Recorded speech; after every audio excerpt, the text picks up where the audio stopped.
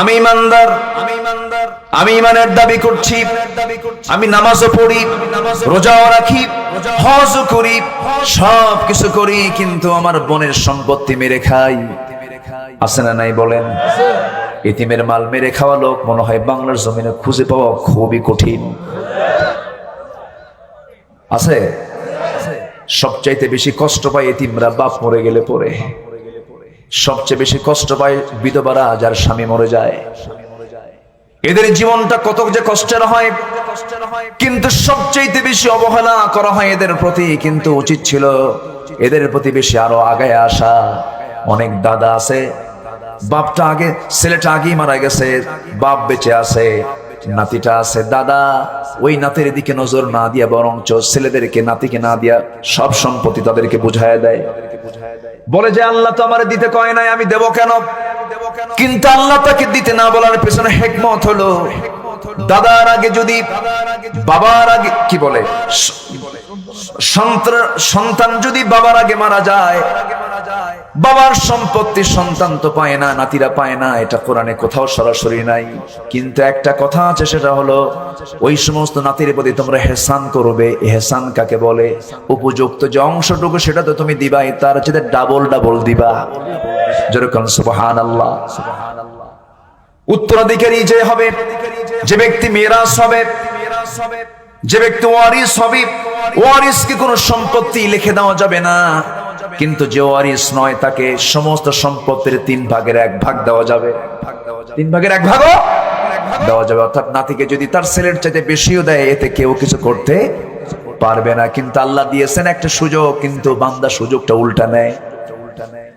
নাতির দিকে তাকায় না, বাপ চলে গেছে। এই যে বান্দার হক গুলো নষ্ট করা হচ্ছে।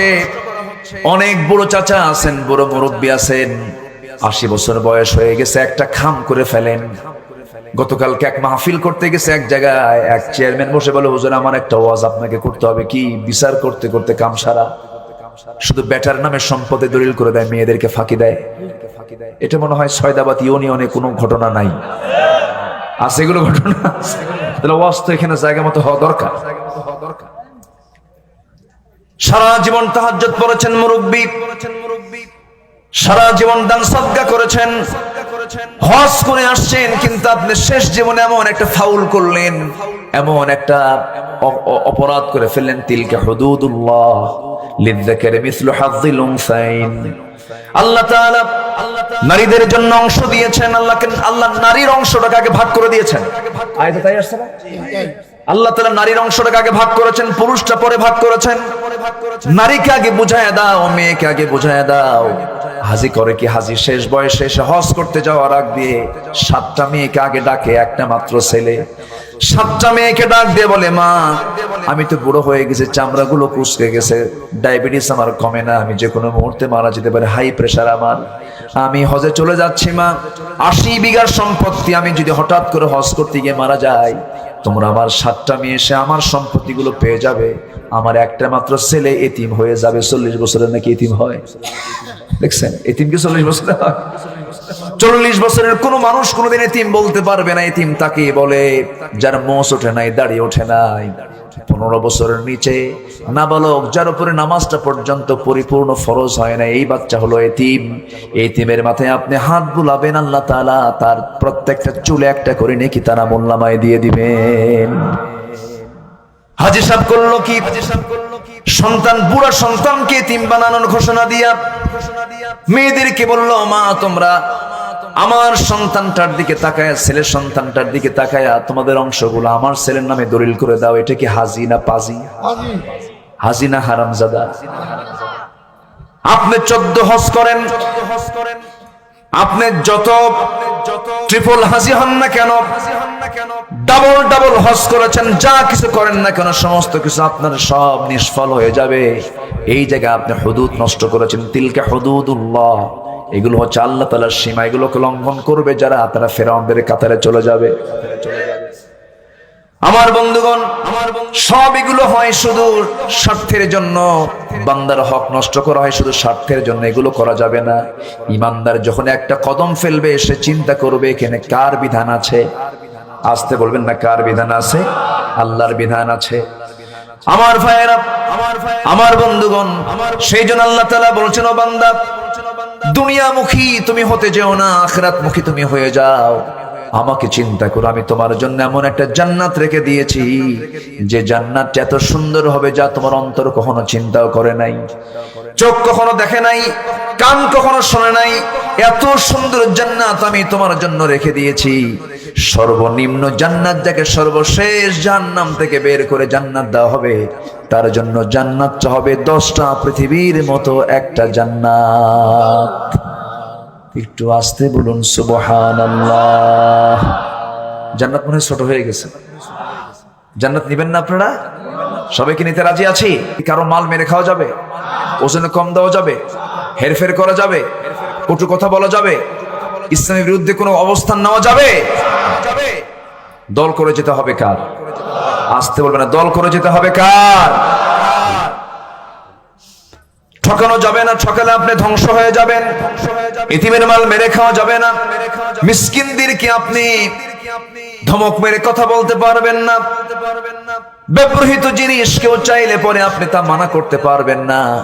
আজকে যেহেতু আমপাড়া থেকে আজকে আলোচনা করছে, আরেকটা সূরার কথা মনে পড়লো, যারা পারেন আমার আপনার ঘরের সূরা, পকেটের সূরা, সবাই বলেন, আরাআইতাল্লাযী ইউকাযযিবু বিদ্দীনি ফাযালিকাল্লাযী ইয়াদউল ইয়াতীম ওয়া লা ইয়াহুদ্দু আলা তুআমিল মিসকিন ফাওয়াইলুল লিল মুসাল্লিন আল্লাযীনা হুম আন সালাতিহিম সাহুন الذين هم يراءون ويمنعون الماعون।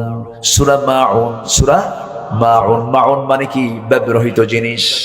কি জিনিস? ব্যবহৃত জিনিস। আমরা ব্যবহৃত জিনিস যেমন কাস্তে, কাশি, কাশি চেনেন না? কাশি দিয়ে কি কাটে? ঘাস কাটে, ধান কাটে। দা কুড়াল, কোদাল, মই, এই সমস্ত বিষয়গুলো হলো ব্যবহৃত জিনিস। আল্লাহ তাআলা এই সূরার নামে নামকরণ করেছেন মাউন দিয়ে। যারা ব্যবহৃত জিনিস দিতে যারা মানা করে, ওয়ায়ামনাউনাল মাউন, ব্যবহৃত জিনিস একজন মুমিন চাইলো, সে বলল আমার কাছে নাই, ভাই কাশি আছে? নাই। এরকম বলার লোক তো 6 বাজে খুঁজে পাওয়া যাবে না। আছে নাকি? আছে। সাধারণ একটা মই দিতে চায় না, একটা কোদাল দিতে চায় না, ভাই আছে নাকি? সে বলে আছে, যে আছে না, আছে বলতে হবে।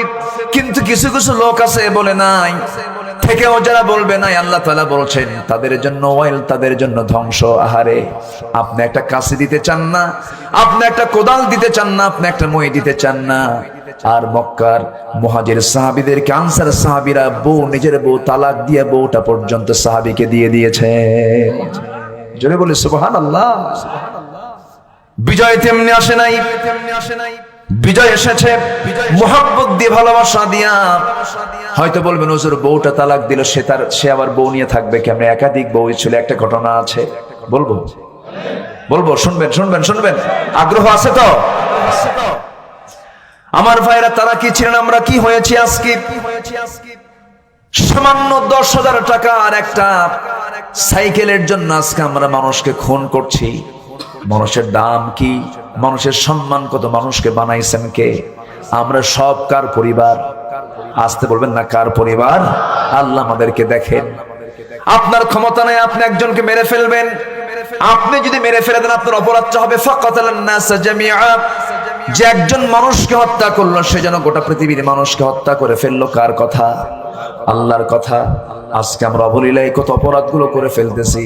আল্লাহ পাক বলছেন, বান্দারে এই সমস্ত কাজগুলো করা যাবে না, তুমি মুনাফিকের কাতারে চলে যাবে। সূরা মাউনের মধ্যে যে চরিত্রগুলো আসছে তাফসীরে এসেছে, এগুলো মুনাফিকদের চরিত্র।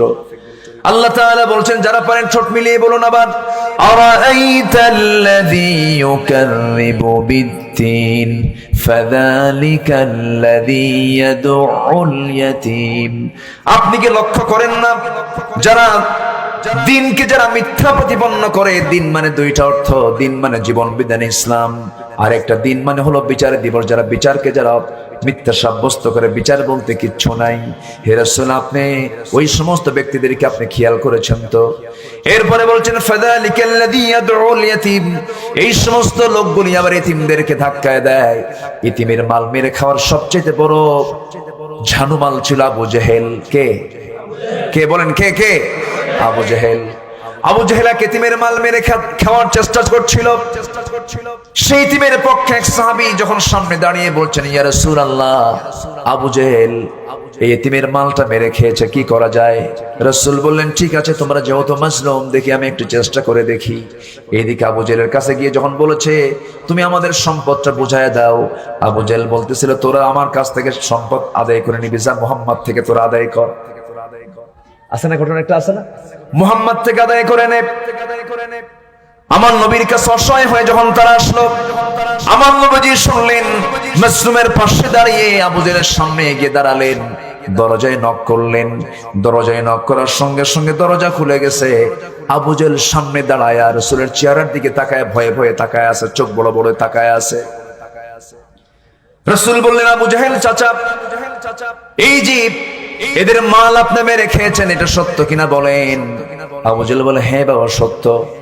টাকাগুলো মারছেন কিনা? হ্যাঁ, আমি টাকাগুলো মারছি, আপনি দিবেন নাকি? আমি দেব। আমার নবীজি মনে মনে চিন্তা করেন, এত বড় ভালো মানুষ আবু জেহেল কেমনে হয়ে গেল? আমার নবীজি পিছনের দিকে তাকায় দেখেন, বাঘের আকৃতি নিয়ে ফেরেশতা আবু জেহেলকে দেখাচ্ছে। যখন আল্লাহু আকবার, আরো জোরে আল্লাহু আকবার। আবু জেহেল যখন এই চিত্রগুলো দেখতেছে, আরেকটা হাদিস এসেছে, আমার নবীজির মাথার উপরে ফেরেশতা উটের আকৃতি নিয়ে দাঁড়ায় গেছে। আমার নবীজির এই দৃশ্য যখন দেখেছে আবু জেহেল সঙ্গে সঙ্গে বলছে, মুহাম্মদ, আমি তোমাকে আমার সিন্ধুকের চাবি শুদ্ধ দিলাম, তুমি বাঘ আটকাও। কি আটকাও? আমার নবীজির হাতে চাবি, সিন্ধুকের চাবি দেওয়া হলো। রাসূল বললেন, সিন্ধুকের চাবি লাগবে না, কিছুই লাগবে না, যা পাবে তাই আপনি দিয়ে দেন। আমার বন্ধুগণ, আমার নবীজি অসহায়দের পাশে এমন করে দাঁড়িয়েছেন, এতিমদের পাশে আমরা দাঁড়াবো, জোরে বলি ইনশাআল্লাহ। আর এতিমের মাল যারা মেরে খাবে তারা হলো মুনাফিক। তারা কি বলেন? মুনাফিক। আমার ভাইয়েরা, ওয়ালা ইয়াহুদ্দু আলা তুআমিল মিসকিন, যারা মিসকিনদেরকে খাবার দেন, উৎসাহিত করে না, যারা মিসকিনদেরকে ধাক্কায় তাড়ায় দেয়, তাদের ধ্বংস হয়ে যাক।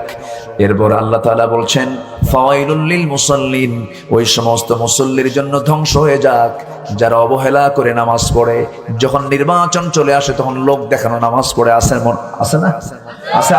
আছে। এই সমস্ত লোকগুলোর ধ্বংস হয়ে যাক। এগুলো হলো মুনাফিকের আলামত। এই সমস্ত আলামতগুলো আমার আপনার জীবনে থাকা যাবে না, আমাকে আপনাকে কবরে যেতে হবে।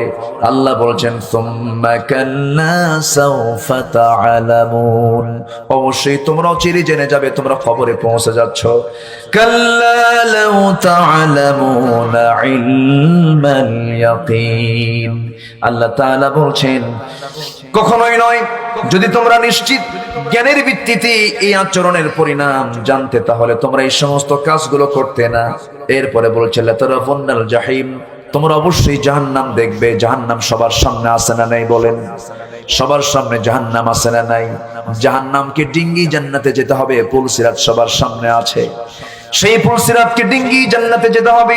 সুম্মা লাতারাফুন্নাহা আইনাল ইয়াকিন, আবার তোমরা শুনে নাও, তোমরা একেবারে স্থির নিশ্চিন্ত হবে দেখবেই তোমরা সেই দিনটা তোমার সামনে চলে আসবে, জাহান্নাম তোমাকে দেখতেই হবে।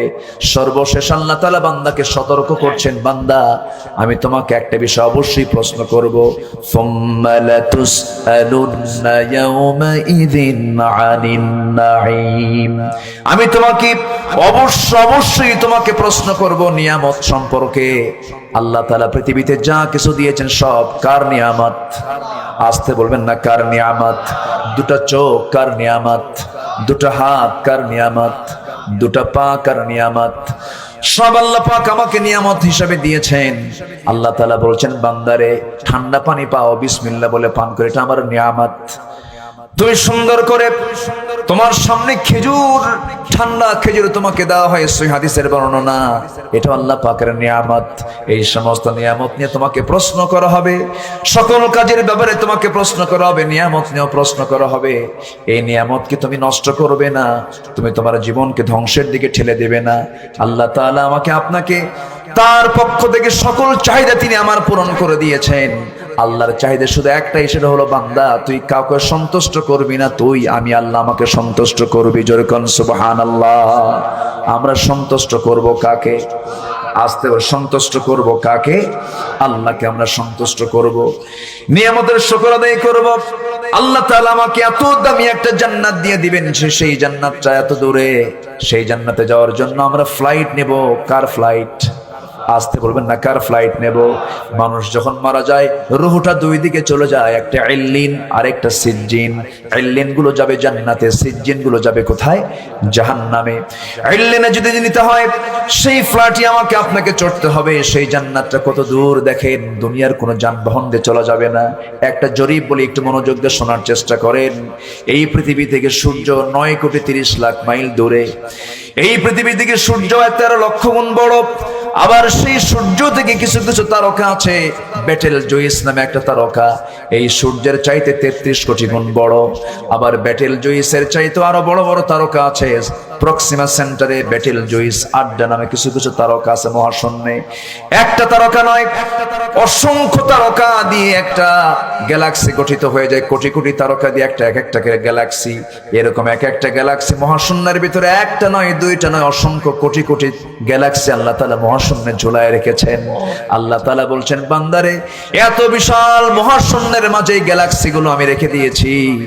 এরপরে আছে মহাশূন্য, এরপরে আছে আকাশ, এরপরে কি? আকাশ। তাহলে এখন বলেন এই পৃথিবী থেকে আকাশটা কত দূরে, পৃথিবী আরো কত বড়।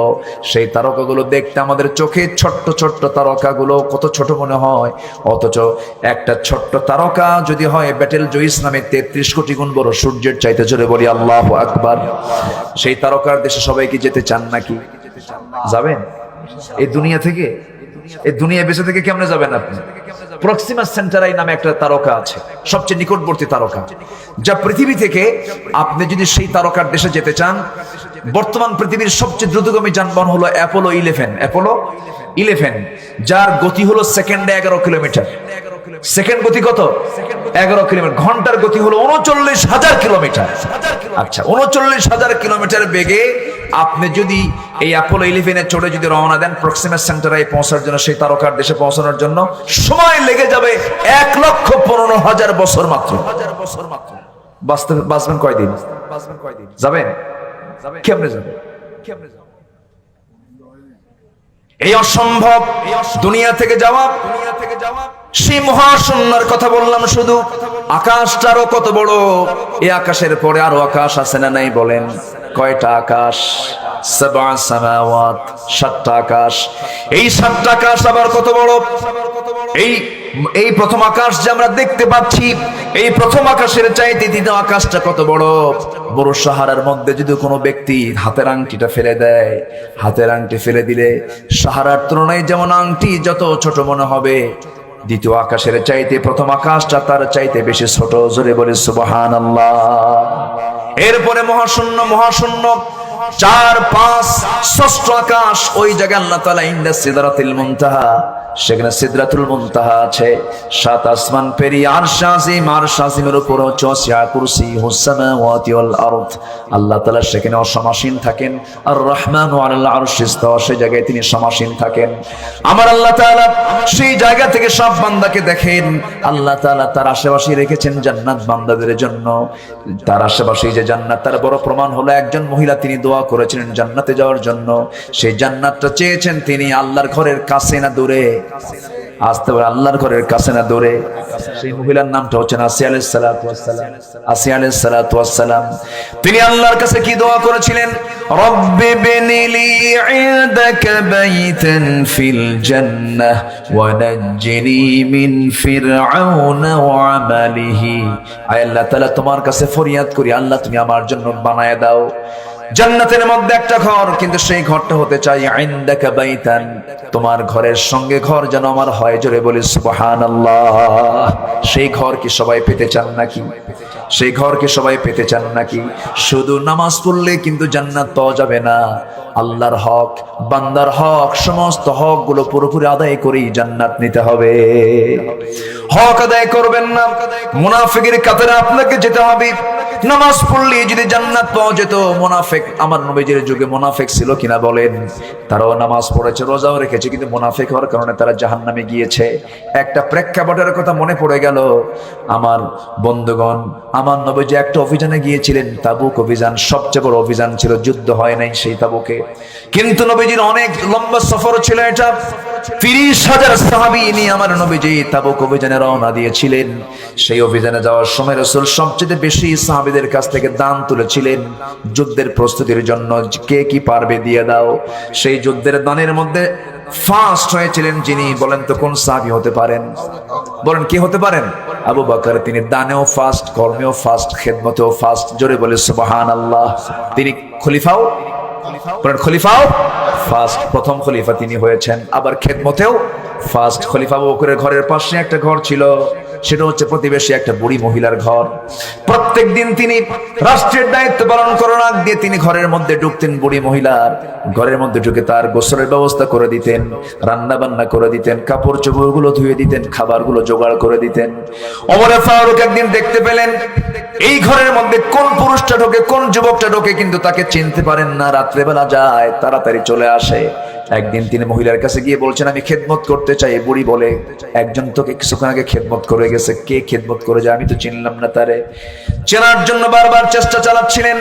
একদিন তিনি সিদ্ধান্ত নিলেন, সন্ধ্যার সময় তিনি দাঁড়ালেন, সারা রাত তিনি অপেক্ষার প্রহর গুনলেন। তিনি দেখলেন মাঝরাতে ওই যুবকটা এসে ঢুকছে ঘরের মধ্যে, হাতে পায়ে কোনো জুতা নাই। খেদমত করে যখন বাইরে বের হয়ে আসছে, ওমরের মতো লোক সামনে দাঁড়ায় বলে, এই কে? সামনে দাঁড়ায় দেখে খলিফা আবু বকর। ওমরে ফারুক বলছেন, ভাই আপনি এই জায়গায় আপনার আসার কি দরকার? আপনি তো খলিফা মানুষ। তিনি বলছেন, আমার পিঠের আমলনামা তো তোমার পিঠে যাবে না রে আবু ওমর।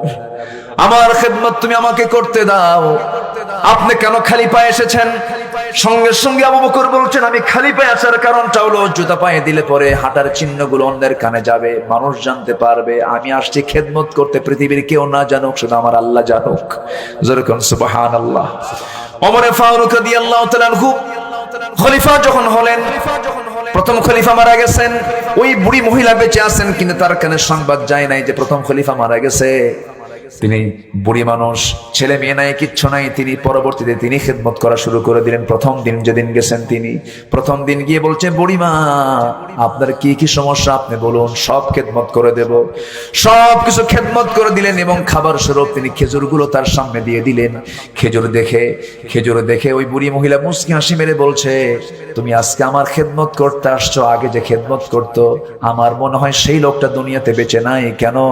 আগের যে খেদমত করার জন্য যুবকটা আসতো, সে আমাকে এরকম করে খেজুর দিত না, খেজুরের বিচিগুলো খুলে খুলে আমাকে মুখের মধ্যে খাবারগুলো তুলে তুলে দিত। আমার ভাইয়েরা, ওমর ফারুক কাঁদতে কাঁদতে বলছেন, আল্লাহ জীবনে কোনোদিন আমি আমার ভাই আবু বকরের সঙ্গে পারি নাই, সম্ভব নয়। সেই তাবুক অভিযানে সবার দান করা শেষ। ওমর ফারুক সমস্ত সম্পত্তির অর্ধেক দান করলেন। সাইয়েদনা আবু বকর সেই সময় আসেন নাই।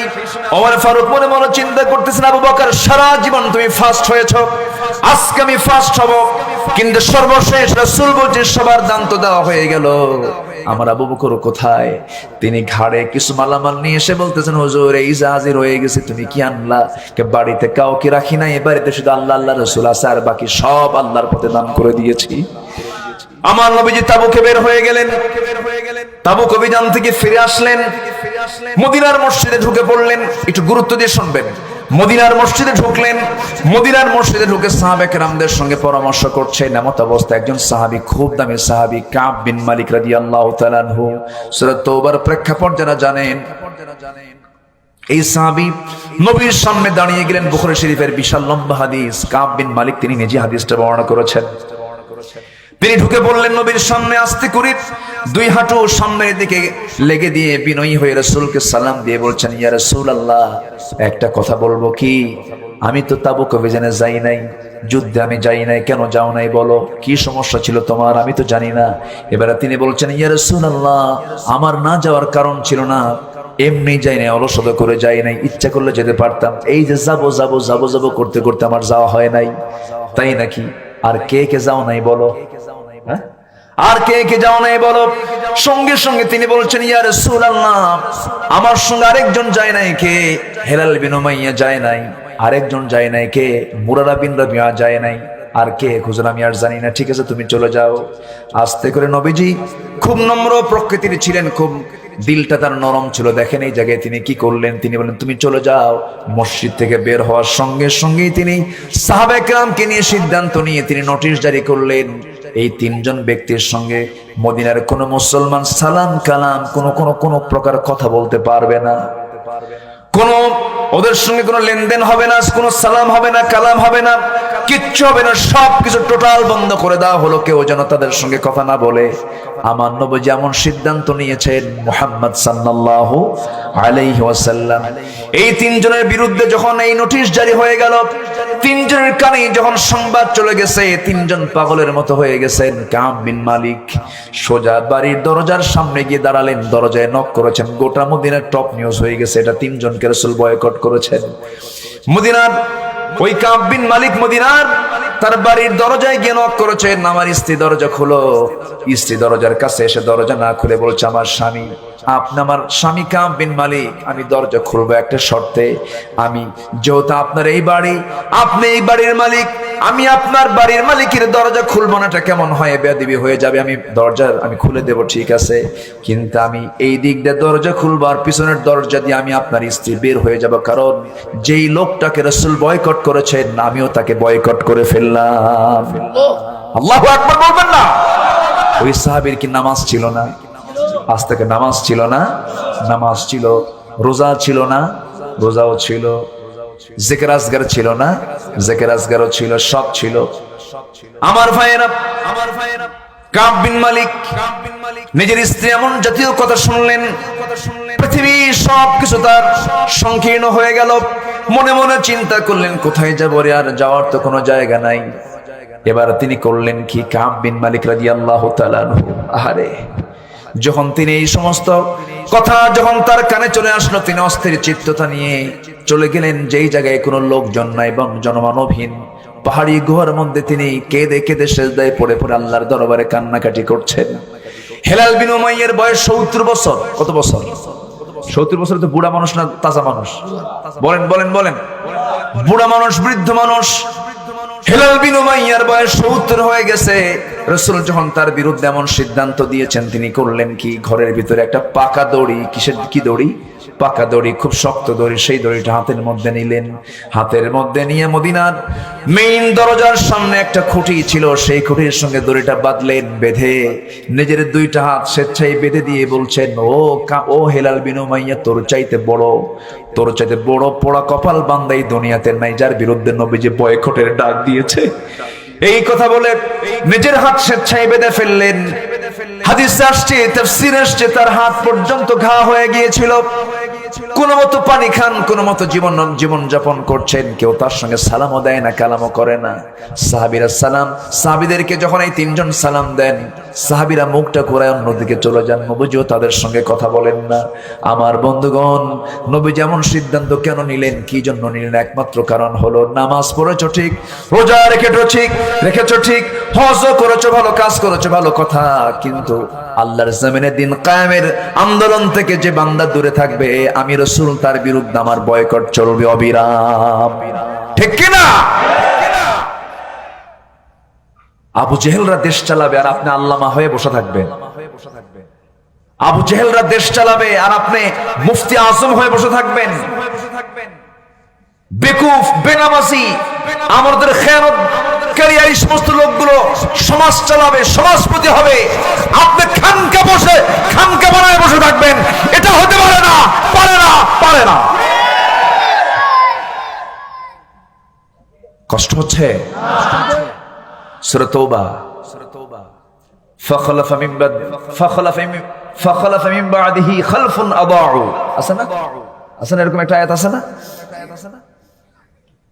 وعلى الثلاثة একটা আয়াত আছে কি হ্যাঁ وعلى الثلاثة الذين خلفوا আল্লাহু আকবার আল্লাহু আকবার حتى إذا ضاقت চিন্তা করা যায় وعلى الثلاثة الذين خلفوا ওই তিনজন ব্যক্তি যারা খেলাফ করেছিল যারা পিছনে পড়েছিল যায় নাই আল্লাহ তাআলা তাদের তওবা কবুল করে নিয়েছেন পরে জোরে বলে সুবহানাল্লাহ কিন্তু মাঝখানে একটা পানিশমেন্ট হয় নাই পানিশমেন্ট হয় নাই এই পানিশমেন্ট কি শিখায় আমাদের আমাকে আপনাকে কি শিখায় ইকামতে দ্বীনের কাছ থেকে আল্লাহর জমিন আল্লাহর দ্বীন যাকাত ভিত্তিক অর্থনীতি নামাজ কায়েম হওয়া পর্যন্ত মুসলমানের আন্দোলন কখনো বসে থাকতে পারে না এই আন্দোলন করতে গিয়ে যদি কেউ হাত কেটে দেয় পা দিয়ে চলবো পা কেটে দেয় হামাগুলো দিয়ে সামনে বাতিলদের মোকাবেলা করব রাজি আছেন কারা কারা হাত উঁচু করে দেখান মুসলমান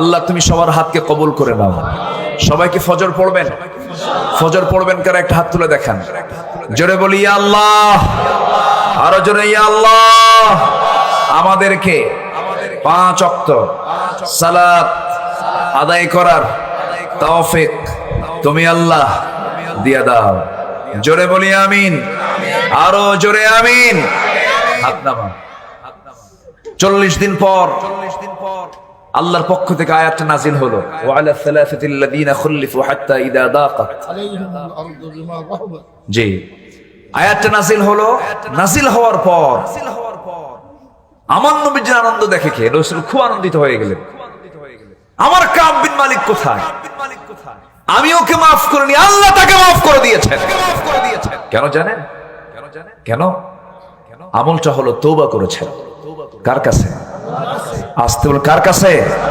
পৃথিবীর কোন দরজা সব দরজা বন্ধ থাকলে আল্লাহর দরজা আছে না নাই সব দরজা বন্ধ আমার কোনো টেনশন নাই আমার জন্য কার দরজা আছে কার দরজা আছে আল্লাহর দরজা আছে হেলাল বিন উমাইয়া আনন্দ দেখে কে প্রফুল্ল হয়ে গেছেন যেন গোটা পৃথিবীর সব সম্পদ তার কাছে চলে আসছে রাসূল নাই পৃথিবী কিচ্ছু নাই আল্লাহ নাই পৃথিবীর কিচ্ছু নাই আল্লাহ আমাকে আছেন আমার সাথে আছেন রাসূল আমার সঙ্গে আছে পৃথিবীর সব আমার সাথে আছে জোরে বলে সুবহানাল্লাহ সাহাবীরা রাসূলকে কি ভালোবেসেছেন মুতার যুদ্ধ আমার নবীজি বললেন সাহাবীরা আমার সামনে আসো সামনে হাজির যায়েদ এদিকে আসো তো সামনে দাঁড়ালেন জাফর এদিকে আসো দাঁড়ালেন আব্দুল্লাহ এদিকে আসো তিনজনকে সামনে কাতার করে দাঁড়ায়া সাহাবায়ে কেরামকে সাক্ষী রেখে বললেন ও আমার সাহাবীরা মুতার যুদ্ধের ডাক এসেছে আমি যুদ্ধে যাব না আমি মদিনার গুরুত্বপূর্ণ কাজে আছি ইহুদিরা খুব ডিস্টার্ব করতেছে ইহুদিরা খুবই সমস্যা করছে আমার মদিনার বাইরে যাওয়া যাবে না আমার যায়েদ বিন হারিস আমার পালক পুত্র সে হবে 1 নাম্বার জাফর আমার চাচাতো ভাই হবে 2 নাম্বার আব্দুল্লাহ হবে 3 নাম্বার প্রথম যায়েদ যদি শহীদ হয়ে যায় যদি যুদ্ধে শহীদ হয়ে যায় সেনাপতির দায়িত্ব পালন করবে জাফর আমার চাচাতো ভাই কেবল তিনি আবিসিনিয়া থেকে হিজরত করে মদিনায় আসছেন কয়েকদিন যায়ও নাই মুতার যুদ্ধের ডাক চলে আসছে সাহাবীরা তো আরামে ঘুম দিতে পারেন নাই সাহাবীরা তো সময় পান নাই আমার নবীও সময় পান নাই 10 বছরে তাকে 86টি যুদ্ধ পরিচালনা করতে হয়েছে আমার নবীজি বললেন যাও এই তিনজনের নাম নেওয়ার সঙ্গে সঙ্গে মুনাফিকদের বুদ্ধি একটু আগাম থাকে মুনাফিকরা পিছন থেকে তিনজনকে ডাক দিয়ে বলে যুদ্ধের সেনাপতি হয় একজন তোমরা তিনজন মানে কি জানো তিনটেই মরবা জোরে কোন নাউযুবিল্লাহ এরকম মুনাফিক এখন আছে না নাই আসতে বলবেন না আছে না নাই যাইও না বিপদে পড়বা কিন্তু বলবা যে আমি নিরপেক্ষ যে কয় নিরপেক্ষটা পাক্কা শয়তান আছে না নাই বলেন পক্ষ হবে কার পক্ষ হবে কার নিরপেক্ষ শব্দটা হলো শয়তান থেকে উৎপত্তি কিসের থেকে উৎপত্তি শয়তান থেকে ওকে চেনা মুশকিল যে রোগ ধরা যায় না আছে না কিছু রোগ আছে না খালি টেস্ট করে কিন্তু রোগ ধরে না বিপদ না কণ্ঠ এটা হচ্ছে এই সমস্ত যারা রোগ ধরা পড়ে না এটা খুব মারাত্মক আমার নবীজি এই 3 সাহাবী মুনাফিকদের এই কথা শুনে বললেন মুনাফিক তোরা আমাদেরকে যে ভয়টা দেখাস, মরে যাব, মরার জন্যই তো যাবো যুদ্ধে। জোরে বলে সুবহানাল্লাহ। মুনাফিকরা কিছু করতে পারলো? রাসূল বলেন, যায়েদ যাও তোমার পরিবারের কাছ থেকে বিদায় নিয়ে আসো। তিনি বলেন, হুজুর যাবো কই? আপনি তো আমার আব্বা, আমার যাওয়ার কিছু নাই, আর আপনি আমাকে পারমিশন দিয়ে দেন, আমি যুদ্ধের প্রস্তুতি নিয়ে নিচ্ছি, আমি যেন শহীদ হয়ে যাই, কারণ নাকের মধ্যে আমি জান্নাতের ঘ্রাণ পাচ্ছি। জোরে বলে সুবহানাল্লাহ। বাস প্রস্তুত।